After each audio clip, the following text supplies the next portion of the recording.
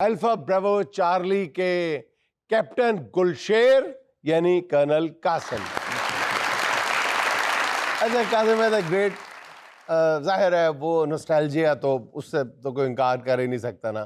वो सुनहरे दिन इनका डेब्यू था और फिर अल्फा ब्रावो चार्ली इनका आखिरी ड्रामा था। 2 ड्रामों से इतनी शोहरत पाने वाले कि शोहरत की मेरा ख्याल आखिरी सीढ़ी तक पहुंच गए। कैसा लगता है सर पीछे मुड़ के देखते हैं कासिम साहब? पीछे मुड़ के लेके तो जब पीछे मुड़ के मैं देखता हूँ अपने आप को, तो मुझे तो वो नज़र आता है कि कासिम शाह तो कुछ भी नहीं था। वो अपना वो पास नज़र आता है। और अब देखता हूँ तो आप लोगों की मोहब्बत नज़र आती है। कुछ समझ ही नहीं आती कि मैं तो इस काबिल नहीं था, ये अल्लाह ने कहाँ खड़ा कर दिया मुझे लाके। खुशकिस्मत है वो बंदा, कितना खुशकिस्मत होगा जिसका स्टार्ट ही सुनहरे दिनों से हो रहा है। स्टार्ट सुनहरे दिन से हो रहा है, वरना लोगों के आगे जाके आते हैं, आप पहले ही आ गए। अच्छा, आप दुआ करते हैं अपनी नमाजों में? ये जो जनरेशन वो तो अब खत्म होती जा रही है ना। अल्फा ब्रावो चार्ली जिन लोगों ने देखा है, हम 2-4 ही लोग जिंदा होंगे हमारी नस्ल के, तो आप उनकी दराजी उम्र के लिए दुआ तो करते होंगे कि या अल्लाह अल्फा ब्रावो चार्ली वाले दिन जिन्होंने देखे हुए हैं वो जिंदा रहे। नहीं, वो हमारे लिए दुआ करते थे। नहीं, हमारी जनरेशन के लिए तो दुआएं बहुत ज़्यादा हैं। हमारी जनरेशन ने ना, उनने बड़ों को बड़े करीब से देखा है। आजकल की जनरेशन तो बड़ों के बजाय मोबाइल में ढूंढ रही होती है ना। पर हमारी जनरेशन अपने बड़ों को भी देखे, बार बार देखते गए थे। सुबह उठ के भी देखते थे और शाम को सोने से पहले भी अपने माँ बाप को देखते थे और माँ बाप की दुआएं लेते थे। अल्लाह खैर करे इस जनरेशन का, जिनको सुबह उठ के मोबाइल याद होता है और सोते वक्त भी मोबाइल को देख के सोते हैं। अल्फा ब्रावो चार्ली जिन लोगों ने देखा था वो बूढ़े हो गए अब, ठीक है, स्वाए मेरे और 2-4 और होंगे जो बूढ़े नहीं होंगे, लेकिन बाकी बूढ़े हो गए। अब तो नौजवान है, नौजवान है। नहीं, आपकी बात कर रहा हूँ कि जिसने अल्फा ब्रावो चार्ली में काम किया, जो उसका दिल था, वो आज भी वैसे का वैसे ही लग रहा है। ये नजरों का कमाल है, ये आप लोग की नजरों का कमाल है। वरना नजरों का भी है, ब्यूटी क्रीम का भी थोड़ा बहुत लग रहा है कुछ।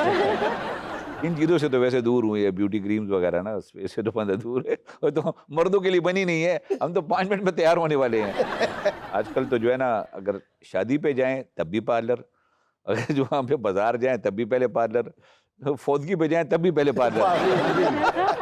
फौदगी की भी तैयारी आ गई, मिलते हैं। हाँ, नहीं, आप तो पैकेज कह रहे हैं ना। जो फौतगी पे जाते हैं, जो फौत हुआ होता है, वो भी पहले पार्लर जाया करेगा आने वाले दिनों में। वो जिस तरह उमर शरीफ अल्लाह बख्शे कहते थे कि मरहूम अच्छे किरदार के मालिक नहीं थे, चेहरा जरा नूरानी बना दो। ये इंकशाफ भी सबसे पहले उमर शरीफ मरहूम ने किया था कि जब देखो गली में से कोई जनाजा जा रहा है, पूछो किसका, कहते हैं जी बशीर का है, ये कदीर का है, ये सलामत अली का है, फलां का है, फलां का है, फलां। कहते कभी तुमने सुना है ये सुगरा का जा रहा है, ये कुबरा का जा रहा है? कहते कभी नहीं सुना होगा।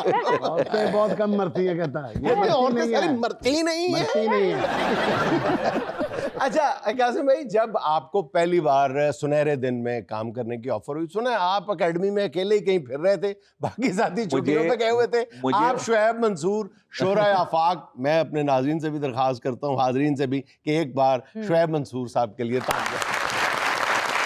बहुत बड़ा नाम, बल्कि अगर देखा जाए पाकिस्तान की सिर्फ पीटीवी नहीं बल्कि पाकिस्तान की शोबिज़ इंडस्ट्री के जो चंद उंगलियों पे गिने जाने वाले 4-5 बड़े नाम हैं, उनमें शुएब मंसूर साहब का नाम हमेशा मेरे ख्याल जिंदा है। तो वो उनकी नज़र शायद अचानक पड़ी एकेडमी में कि लड़का फिर रहा है, इसको ले लो, ऐसी ये बात ठीक है? मैं एकेडमी में था और मुझे सजा मिली हुई थी, मेरी छुट्टी मेरी रोकी गई थी। अच्छा, सजा के तौर पे? अच्छा, पहले ये सजा छोड़े, ये बताएं सजा मिली किस लिए थी? मेरे एक हवालदार इंस्ट्रक्टर थे, उनने मुझे किसी बात पे टोका, तो मैं आगे रजिस्ट कर रहा कि नहीं आप गलत कह रहे हो, उन्होंने कहा ठहरना, उन्हें सजा लिख दी। मैं उसको सजा को रिप्रेजेंट करने चला गया अपने बॉस के पास, कप्तान साहब के पास। उन्हें मैंने कहा देखिए सर, इसने गलत नंबर नोट किया, मैंने ऐसे नहीं था। उन्हें कहा ठीक है चलो, वो सजा खत्म, 3 दिन की सजा खत्म, 7 दिन की शुरू। अब मैं क्या करता है? आप एकेडमी में थे, मुक़य्यद थे एकेडमी में? बिल्कुल, हाँ, तो बस सारे चले गए थे, हम मुक़य्यद थे। वो तो शुएब साहब आ गए। शुएब साहब आ गए तो मैं इस तरह ब्लॉक के ऊपर, जैसे ये बिल्डिंग नहीं उसके ऊपर खड़ा नीचे देख रहा था, तो उनने मुझे, मेरे टर्म कमांडर थे उस वक्त, वो बदर मुनीर साहब, तो उनने मुझे देखा, उन्हें कहा नीचे आ जाओ। मैं नीचे आ गया। किधर थे? मैं ट्रैक सूट पहना हुआ था। मैं कहा सर मैं दौड़ने गया था सर दौड़ के सर एक्सरसाइज करके sir I went for running sir, I just came back sir. अब मैं कि भाई मैं को गलती होगी तभी सीनियर वैसे तो नहीं बुलाता ना। तो कहते नहीं, अच्छा ये साथ मेरे शोएब मंसूर साहब है, तो आप शोएब मंसूर साहब के साथ ना, तो ये आपको ना, you will conduct him, Shoaib Mansoor साहब को, और एकेडमी लाइफ के बारे में ही लास्ट यू क्वेश्चंस, और डोंट बी सिली मुझे कहते हैं साथ ही ना, क्योंकि ये नहीं हो सकता मुकम्मल इज्जत से पूरे जुमला बोले ना। औकात याद दिलाई जाती है, बी विद हिम, और इनके साथ इनको एकेडमी के बारे में ब्रीफ करो। तो शोएब साहब उतर गए, तो शोएब साहब ने पहली दफ़ा जो है, आप कैसे हैं, आप कैसे हैं, इतनी रिस्पेक्ट है मुझे। अच्छा, पहले मुझे बड़ी हैरत हुई कि एक सजा याफ्ता तो उधर से फिर बात शुरू हुई, तो वो बताते गए। अच्छा, मुझे देख के हंसते रहते थे। मैंने बाद में जब सुनहरे दिन हो गया, सारा हो गया, तो मैंने उनसे फिर पूछा, बोस्निया जाते हुए जहाज़ में, हम एक जहाज़ में इकट्ठे जा रहे थे, तो मैंने पूछा, मैं कहा शोएब साहब ये बताएं, मुझे अब क्यों लिया था आप? कहते मैं जब कोई रोल लिखता हूँ, कोई चीज़ को स्क्रिप्ट लिखता हूँ ना, मैं पहले से कहानी ज़हन में बना के नहीं जाता, मैं खाली कॉपी हाथ में लेके जाता हूँ, बंदों से मिलता हूँ, फिर कहता हूँ इस पे कैसा रोल सेट रहेगा, इसके साथ थोड़ा वक्त गुजारता हूँ, फिर कहता हूँ इस पे कोई लिखता हूँ, ये ऐसे कर जाएगा। कह रहे जब भी मैंने कोशिश की है कि मैं स्क्रिप्ट लेके जाता हूँ ना, मैं हमेशा फेल हुआ हूँ। अच्छा, तो मैंने कहा सर ठीक है, आपको देख के आपका स्क्रिप्ट लिखा गया। हाँ, तो वो इसी तरह उन्होंने देख के ना, तो वो लिखा उन्होंने, और अल्लाह खैर सला। उसके बाद चले गए, मैं ब्रीफ करता गया, चले गए। तो मुझे नहीं पता था कि ये क्या करने वाले हैं। 2 महीने के बाद मैं सुबह क्लासेस से आ रहा था चाय पीने के लिए, सुबह वो नाश्ते के लिए, तो रास्ते में हमारे हवालदार इंस्ट्रक्टर थे, उन्हें रोक दिया, हम स्टाफ कहते थे, स्टाफ ने रोक लिया कि हाँ जी, जीसी कासिम ना, कासिम जेंटलमैन कैडेट कासिम बाहर आ जाएं। बाहर आ गया, आप एकेडमी हेडक्वार्टर को रिपोर्ट करें। मैं कहा ले कुछ हो गया, अब नहीं बचता। ये असेसमेंट के दिन थे, और तो खैर मैं चला गया वहाँ पे, भागम भाग वहाँ पहुंचा। अच्छा, बाकियों को तो जेंटलमैन कैडेट, आपको भी जेंटलमैन ही कहते थे। ये बात है जी। बाकी ये वो आप कितने शरारती हैं, ये तो बहुत करीबी हल्के जानते हैं। उस वक्त कह देते थे। अच्छा, खैर मैं चला गया वहाँ पे, वहाँ कप्तान साहब बैठे थे, उन्हें कहा जल्दी करो, नया यूनिफॉर्म पहन के आए, इसका मतलब है लाजमी सजा मिलेगी आपको, नया यूनिफॉर्म ना, अभी खैर आप किसी पे ना शो कॉज पे जा रहे हैं। खैर मैं चला गया वहाँ से, यूनिफॉर्म पहने, जो दुआएं याद थी मैं किया, या अल्लाह बचाया। ये अगर निकाला गया ना, तो मैं दरिया में कूद जाऊंगा, मैं घर नहीं जाता। क्योंकि वाले साहब की बड़ी ख्वाहिश थी कि फौज में जाए, और मैं निकाला जाऊं, ये तो नहीं हो सकता था, मैं जिंदा नहीं जाता वापस घर। तो खैर चला गया वहाँ से, जाके यूनिफॉर्म चेंज किया, आया वापस, तो उन्हें एक साथ एक सीनियर इंस्ट्रक्टर को बैठा दिया, सीनियर हवालदार जो थे, कि इनको जाके हेडक्वार्टर ले जाएं, जनरल साहब के दफ्तर के बाहर ले जी। अब तो मैंने कहा अब तो लगता है कोई निकालने वाला सीन है ना, अब तो निकालने से अगला निकालने का, अब तो कोई कोर्ट मार्शल की तरफ जाता हुआ मामला बात वो लग रही है।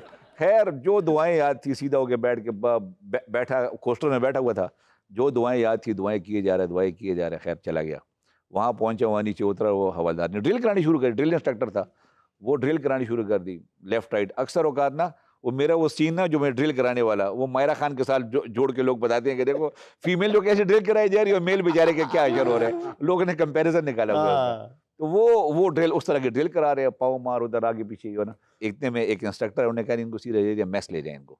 जब मैंने कहा शायद जनरल साहब फारिग नहीं है, इस वजह से मैं जा रहा मैं वहाँ से ना निकला, हाँ, तो वो दौड़ा के ना मुझे वहाँ मेस पे पहुँचा दिया। मेस में वेट कर रहा हूँ, जैसे दरवाज़ा खोला, सामने ना बड़े बड़े कैमरे पड़े हुए हैं, जैसे ये बड़े कैमरे नहीं है, ये कैमरे मेज पे 2-3 पड़े हुए हैं। मैं या कोई बंदा नहीं था, मैंने वो खोला, टीवी रूम में था, देखा तो एक फोल्डर पड़ा हुआ था, उसके ऊपर लिखा था जीसी गुलशेर। ये जीसी गुलशेर क्या होता है ना, तो मैं गुलशेर देख के ना वो देख रहा, पहला सफ़ा पलटा, गुलशेर थर थर काँप रहा है, चेहरे से हवाइयाँ उड़ी हुई हैं, और ये ना तो मैंने कहा ये पता नहीं, अब मुझे नहीं पता गुलशेर मैं बनने वाला हूँ। हाँ। अभी जैसे ये पढ़ ही रहा था पहला पेज, दरवाज़ा खोला, और शोएब मंसूर साहब, मोहसिन रिजवी साहब, और ये फराज, सलीम शेख, ये सारे अंदर ना स्टॉर्म्ड इनसाइड ना, दरस करके दरवाज़ा खोला, अंदर आ गए, सामने मैं नजर आ गया ना, oh look at him, he is here. और मैंने कहा आज के दिन ये नजर आया मुझे ना, मैं उधर से निकाला जा रहा हूँ, ये मुझे देख के खुश हो रहे हैं। मुझे अभी तक प्लेस नहीं कर सका कि ये इनके चक्कर में बुलाया गया था। खैर उसके बाद वो आगे, तो मुझे देखा चलो ये जुमला पढ़ो जरा। अब मैं ना भी नहीं कर सकता था कि फॉर्मेलिटी थी, फॉर्मल ये तो बता दिया ना कि हम ड्रामा शूट करने लगे, और आप नहीं, हाँ, क्या मैंने कहा ये ड्रामा कर रहे हैं, मैं निकाला जा रहा हूँ, ये क्या केस चल रहा है ना वहाँ पे। उन्होंने कहा ये जुमला पहले के थर थर कांप रहे, चेहरे पे हवाइयाँ, वैसे वही हाल था। मैं परफेक्ट, ये देखो, ये होती है एक्टिंग ना। हाँ, सलीम शेख, फराज, इन सब से कह रहे ये होती है एक्टिंग, ऐसे ये देखो, एक्सप्रेशन देखो।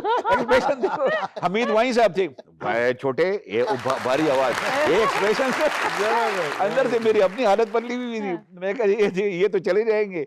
तो मैं निकाला जाऊंगा तो दुनिया को पता लग जाएगा भाई ये तो निकाला गया, जो टीवी में आ रहे हैं निकाला गया इसका अकेडमी। मतलब है अभी तक आपको नहीं पता कि आपको ड्रामे में लिया जा रहा है? बिल्कुल नहीं पता था। अच्छा। जो मेजर साहब साथ थे, मैं भाग के उनके पास चला गया। मैं कहा sir excuse me sir, I was called by academy sir, can I talk to you, get lost, get inside. अच्छा जी ठीक है।